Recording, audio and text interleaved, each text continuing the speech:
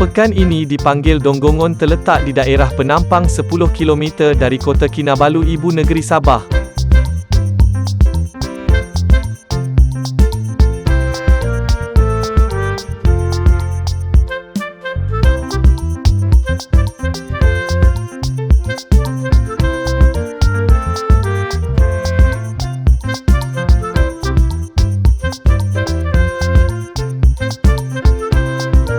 Jika anda melihat dengan teliti di dalam pondok sementara kecil ini, terdapat seorang tukang jahit kecil yang bekerja keras yang merupakan tokoh inspirasi dalam masyarakat hari ini.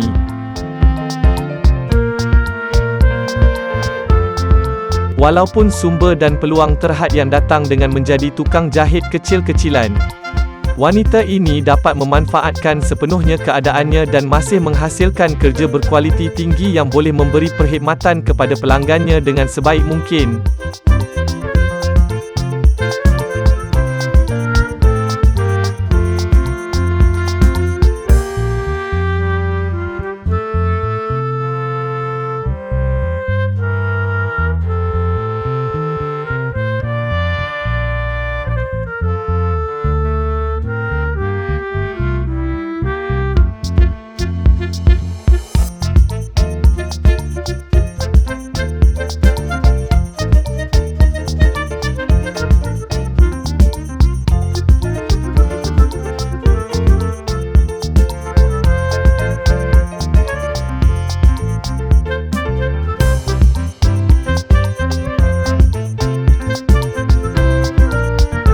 Tukang jahit kecil-kecilan ini seorang yang rajin, seseorang yang sentiasa bersedia untuk menghadapi cabaran lain, tidak kira betapa sukarnya ia.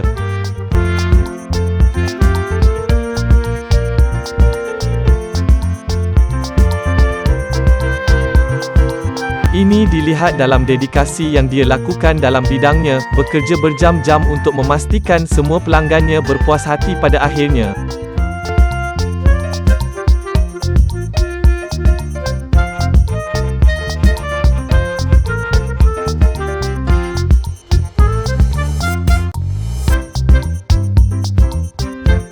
Dengan kemahiran dan kesabaran yang tinggi, dia dapat bekerja dengan pelbagai bahan, sering mengambil fabrik ringkas dan mengubahnya menjadi sesuatu yang istimewa.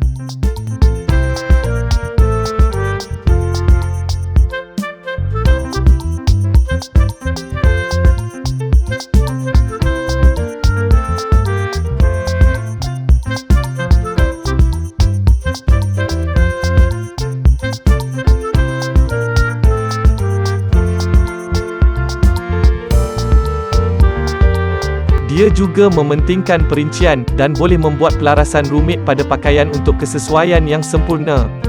Dedikasi dan kreativiti seperti ini merupakan aset kepada pelanggan yang mencari perkhidmatan beliau.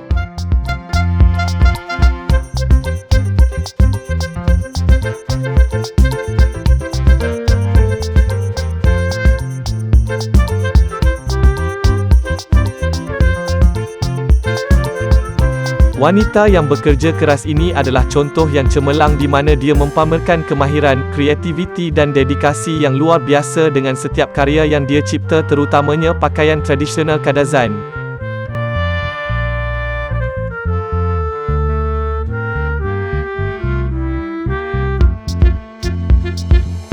Terdapat keindahan tertentu dalam cara dia dapat mengubah fabrik ringkas menjadi sesuatu yang indah, sesuatu yang akan membawa kegembiraan kepada mereka yang memakainya.